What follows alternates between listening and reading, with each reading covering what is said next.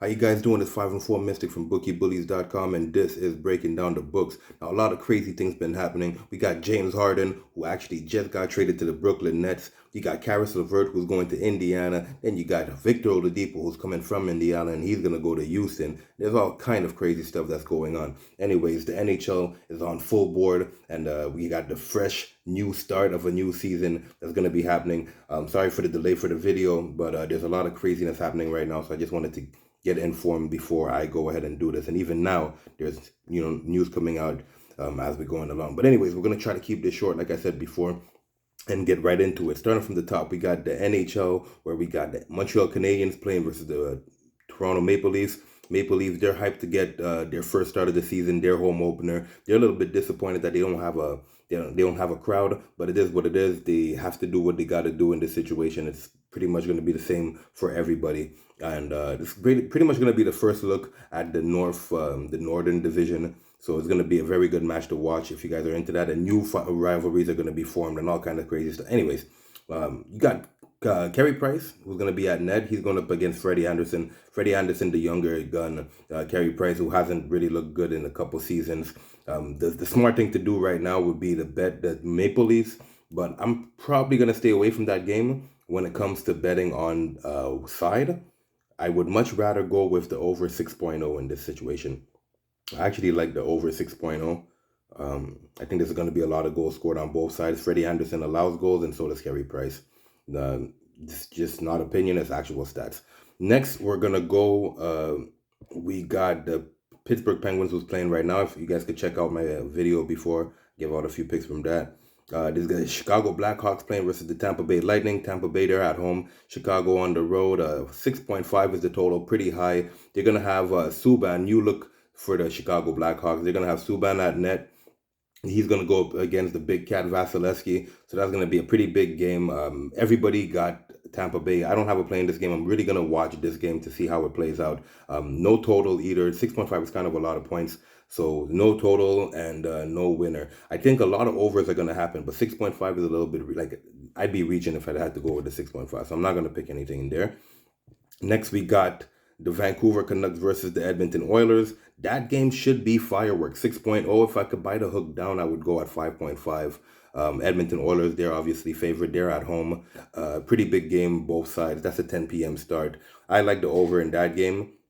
You got Braden Holtby, new look Vancouver and Canucks also, so it's going to be very interesting to watch again. If you guys could watch my top 5 videos of like the top 5 things to look out for in the NHL coming up season, and you'll see why I say that it's pretty much going to be anarchy for all these teams. There's no preseason, no gel time, no nothing. So in this Vancouver versus Edmonton game, the over looks promising, but Braden Holtby, honestly, last year he wasn't overly impressive. He probably want to come back. Like, he probably want to make a step up, in my opinion. It's a little bit too early to judge. And same thing goes for the Edmonton Oilers. So I think a lot of goals are going to happen. Koskinen was pretty good last season for a little bit. And then, like, just before the bubble, he ended up going a little bit on a little bit of a slump. Starting allowing goals, but like again, he wasn't being protected. That guy faced about 40 shots on goal on a regular basis, like, and that's a lot. Like, maybe capping a little bit, but let's say that he was actually getting about 30, like between 30 and 40 shots on goal every single game. Like, very little protection for Koskinen. So I don't have a play in that game either. It looks like I'm staying away from a lot of these picks, but I'm not. Like, I'm really not. It's just what it looks like. St. Louis Blues versus the Colorado Avalanche. Same thing.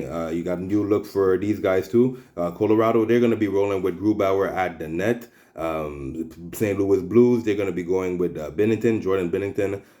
Pretty good game to watch too. In this game, I actually like Colorado not only to win but to cover the minus 1.5. I actually like that more than anything. I think Grubauer is going to step up, and I think Colorado got something to prove this year.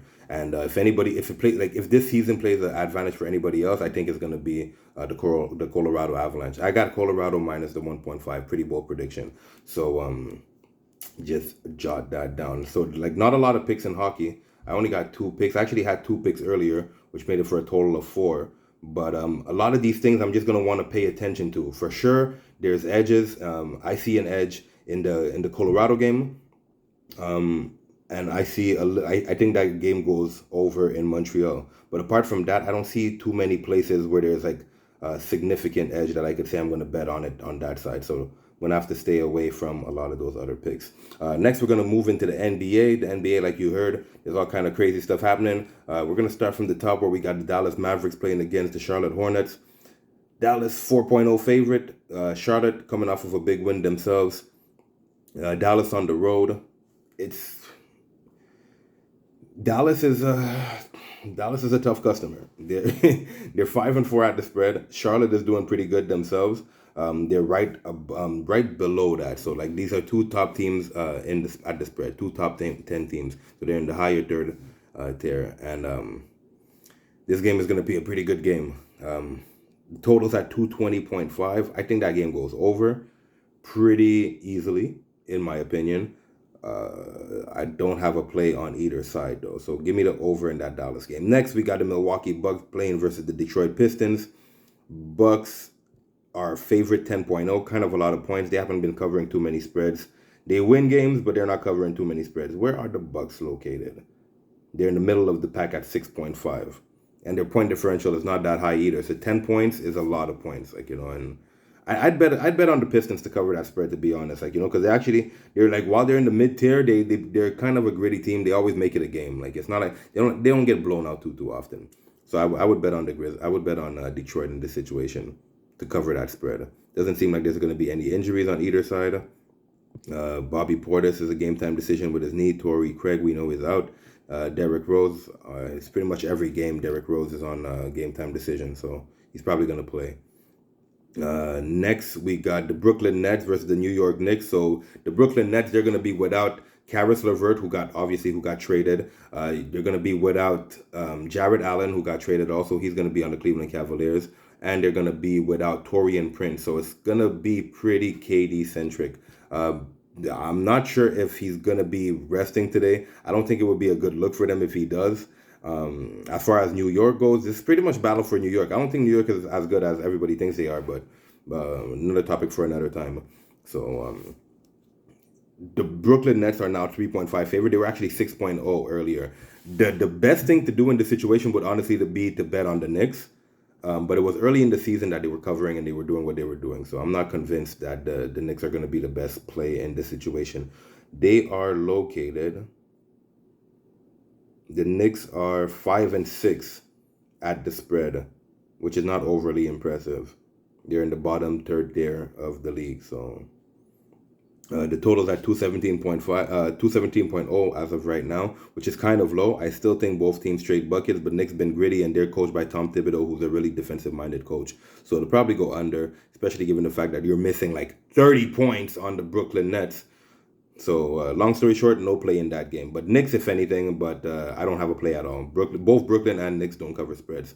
Next, we got the Memphis Grizzlies playing against the Minnesota Timberwolves. Those are two garbage teams, and I would suggest not betting on it. Timberwolves are favorite, and it's only because they have Karl Anthony Towns, and Karl Anthony Towns might not even play. So long story short, just like save yourselves the dollar and don't bet on this game.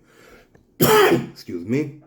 Then you got the Lakers versus OKC, 8 o'clock start. OKC is at home, 219.0 is the total.